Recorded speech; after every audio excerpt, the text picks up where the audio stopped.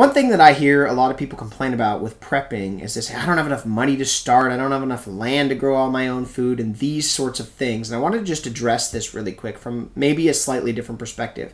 See, I have a business background. I'm an entrepreneur. I've started a lot of different businesses. And the way I look at things is I go into a new business, and I've started lots of them.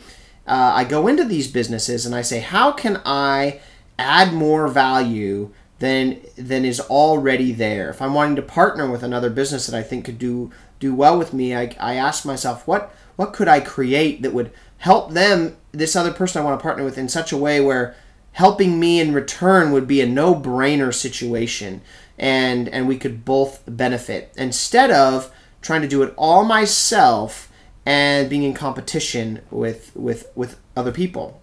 And I think there's this mentality in the prepping community where you want to store a bunch of food, which is fine. You store a bunch of water and all this sort of stuff. But I think it seems a bit naive if you just do that for your own family. It's still a good idea, but if truly grocery stores no longer have food, I don't think that I personally have the ability to turn friends and family and loved ones away.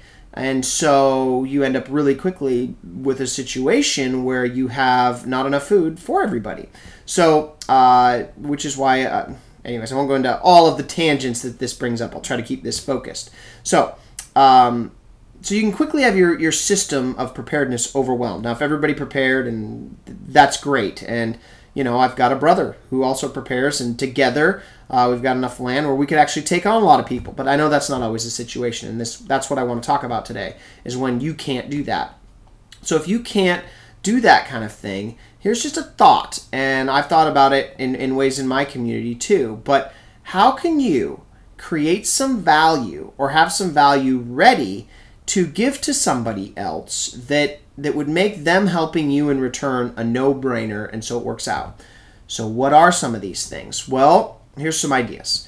One would be to have enough solar power and a battery that you could run somebody's well off of solar power. If you read a lot of the genre of books, like 1 Second After and Patriots and different books like that, is they talk about how these neighborhoods and these communities, only one guy's got a well and he's running out of gasoline.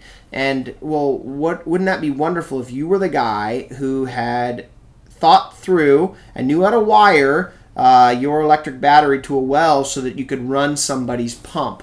Wouldn't that be of benefit? So now, if you could all of a sudden supply the energy to run the water in a community, I think that is creating enough value where you could, go to somebody, make that offer, and you would have a means of trade. You would have something you could offer in return. In my particular scenario, my neighbor has cows.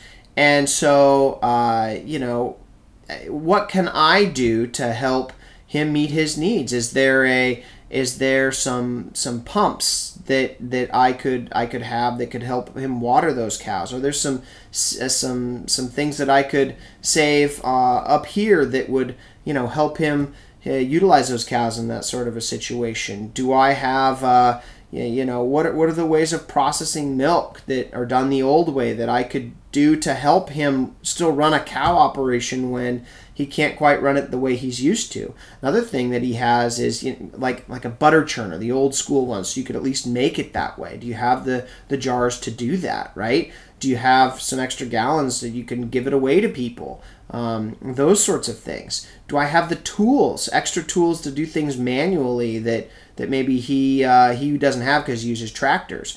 Or because he uses tractors, could I actually start my own, biodiesel operation where I'm actually generating a few gallons of biodiesel, or a couple hundred or whatever? Or maybe I don't have the land, but I at least have the equipment, and I've used other people's land and practice using it. I know how to use this equipment so that I can create some diesel for a farmer and somebody who has the ability to produce. So identify those people who has the ability to produce in your life, and then how can you help them produce more?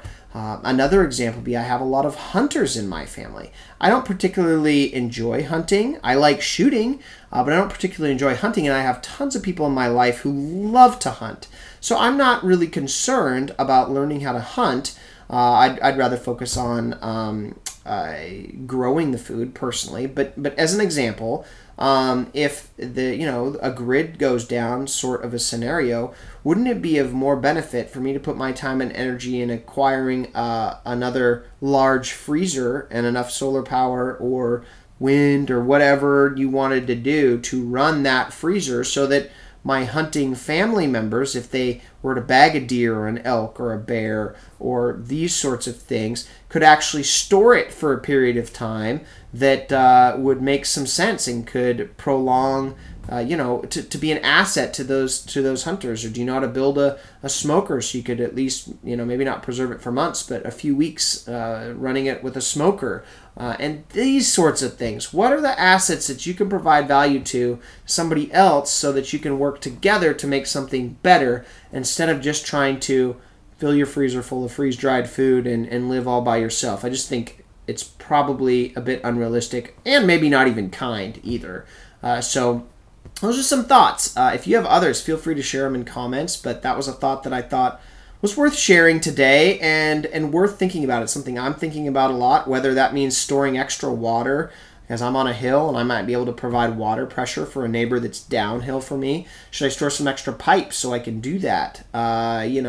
All these sorts of things. Try to think of how you could be an asset to somebody, not just with extra goods you could store that will eventually be depleted, but an ongoing way that helps them continue to produce for the long term, so that we can have a sustainable way of living and also be more friendly and generous with each other. Those are the thoughts for today. This is Chet, signing off.